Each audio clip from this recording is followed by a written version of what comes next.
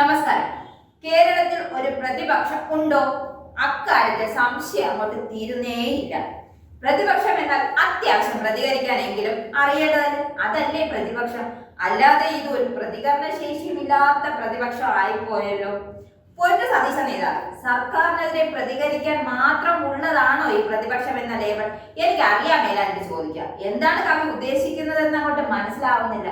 അതോ BJP എന്ത് ചെയ്താലും അതിനു നേരെ കണ്ണടയ്ക്കുന്ന സമീപനമാണോ ഇനി താങ്കൾ കൈക്കൊള്ളുന്നു?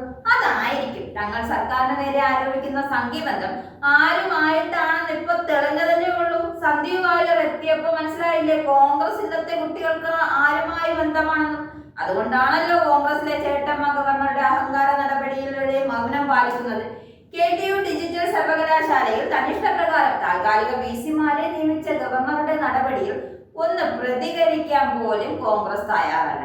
സംസ്ഥാന സർക്കാരിനെയും സർവകലാശാല ചട്ടങ്ങളെയും ഹൈക്കോടതി വിധിയെയും കാറ്റിൽ പറത്തി നടത്തിയ നിയമനത്തിനെതിരെ വ്യാപക പ്രതിഷേധം ഉയരുമ്പോഴും കോൺഗ്രസ് അങ്ങ് മൗനത്തിലാണ്.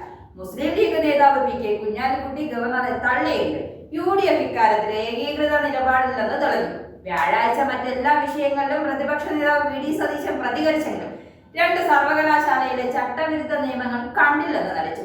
രാഷ്ട്രീയ ലക്ഷ്യത്തോടെയുള്ള ഗവർണറുടെ ഇത്തരം നീക്കങ്ങളെല്ലാം പ്രതിപക്ഷ നേതാവ് ഒത്തുകളി എന്ന് പറഞ്ഞ് പരിഹസിക്കാറാണ് പതിവ്. ഇക്കാര്യത്തിലുള്ള കോൺഗ്രസിന്റെ അഭിപ്രായം തേടാൻ മാധ്യമങ്ങൾക്കും താല്പര്യമില്ല.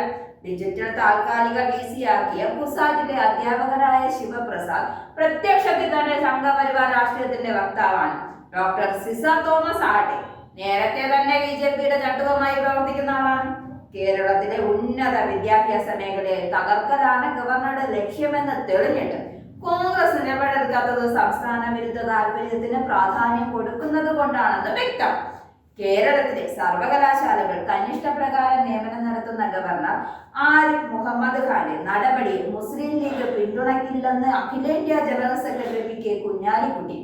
ഗവർണറുടെ നടപടി BJP രാഷ്ട്രീയത്തിന്റെ ഭാഗമാണെന്നും സർവകലാശാല ഭരണത്തിൽ സംസ്ഥാന സർക്കാരിന് എതിർപ്പുണ്ട്, സമരം ചെയ്യാറുണ്ട്. പക്ഷേ ഗവർണർ പദവി ഉപയോഗിച്ച് സർവകലാശാലകൾ ഭരിക്കുന്ന നടപടി അംഗീകരിക്കാനാവില്ല.